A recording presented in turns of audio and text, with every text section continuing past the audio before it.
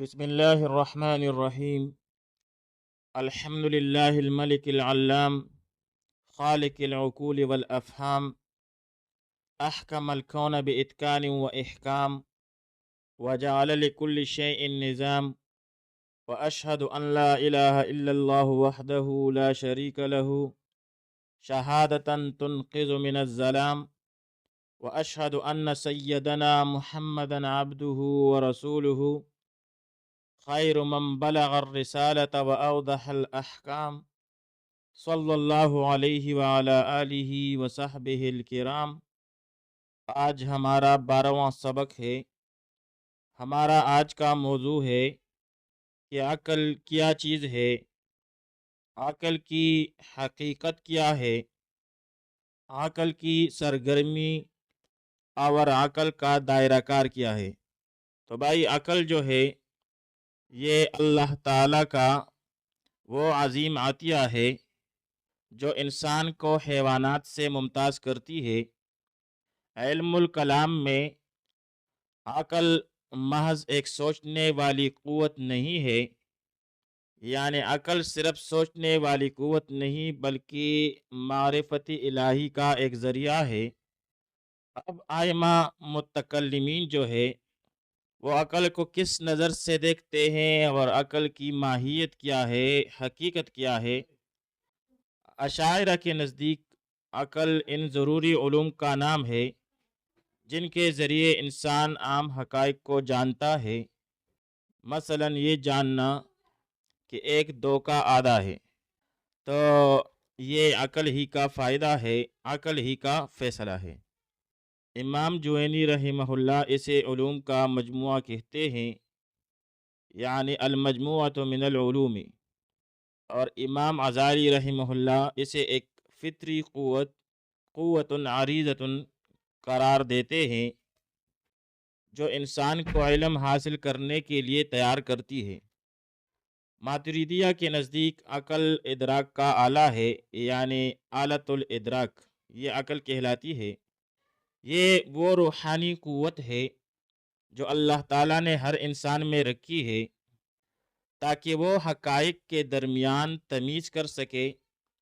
امام ماتریدی رحمہ اللہ کے نزدیک عقل وہ طاقت ہے، وہ قوت ہے جو کائنات کے افعال سے حکمت کشید کرتی ہے، حکمت حاصل کرتی ہے، یعنی حکمت کا استخراج کرتی ہے، استنباط کرتی ہے۔ امام فخر الاسلام بزدوی رحمہ اللہ فرماتے ہیں کہ عقل ایک نور ہے جو حواس خمسہ کی انتہا سے شروع ہوتا ہے اور اس کے ذریعے دل اور روح پر حقائق واضح ہو جاتے ہیں۔ تو بھائی، یہ ہے عقل کے متعلق مختلف تعریفات اور اس کی حقیقت اور ماہیت کا بیان۔ پھر محل عقل کیا ہے، یعنی عقل کہاں پہ ہوتی ہے؟ یہ ایک سوال ہے کہ عقل کا مقام جسم میں کہاں پر ہے؟ تو قرآن کریم میں ارشاد ہے لہم قلوب یعقلون بہا، کہ ان کے پاس دل ہیں جن سے وہ سمجھتے ہیں، تعقل کرتے ہیں۔ اہل سنت کا موقف یہ ہے اس آیت کی روشنی میں، یعنی جمہور اشاعرہ اور ماتریدیہ کا اتفاق ہے کہ عقل کا مقام اور محل جو ہے وہ دل ہے۔ البتہ اس کا ایک تعلق دماغ کے ساتھ بھی ہے جہاں سے وہ معلومات کا تبادلہ کرتی ہے، معلومات اخذ کرتی ہے۔ تیسری بات یہ ہے کہ عقل اور شرع کا تعلق کیا ہے۔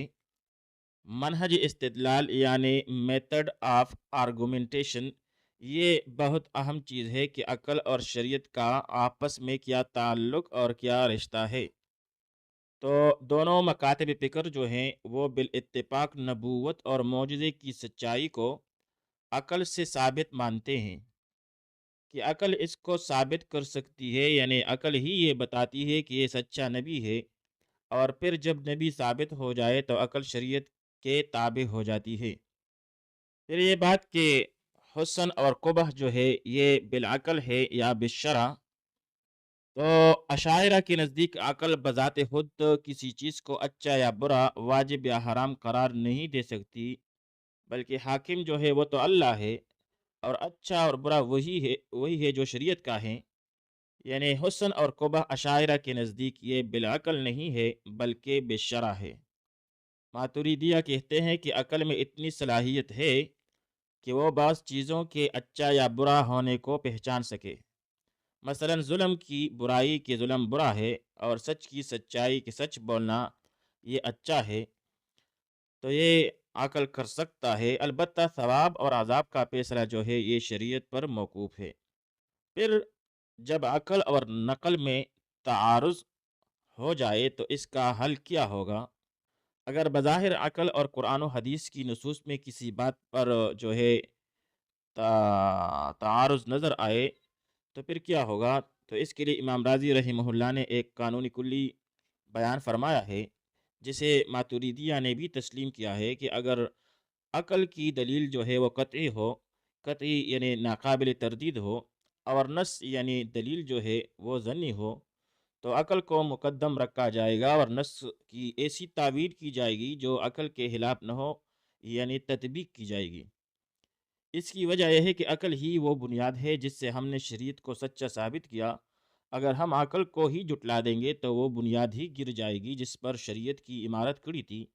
یعنی شریعت تو آئی ہی ہے عقل مندوں کے لیے۔ شریعت کا مخاطب کون ہے؟ عقل مند، عاقل، بالغ۔ تو یہ تو بحث ہوئی عقل اور نقل میں تعارض کی۔ پھر عقل کے بارے میں فلاسفہ کے مختلف نظریات ہے۔ وہ عقل کو مختلف درجات میں تقسیم کرتے ہیں۔ کہتے ہیں عقل حیولانی ہے، عقل بالملکہ ہے، عقل مستفاد ہے۔ تو مختلف درجات وہ بیان کرتے ہیں۔ ہمارے ائمہ متکلمین فرماتے ہیں کہ یہ تقسیمات کسی شرعی دلیل سے ثابت نہیں ہے، ان کا کوئی ثبوت نہیں ہے۔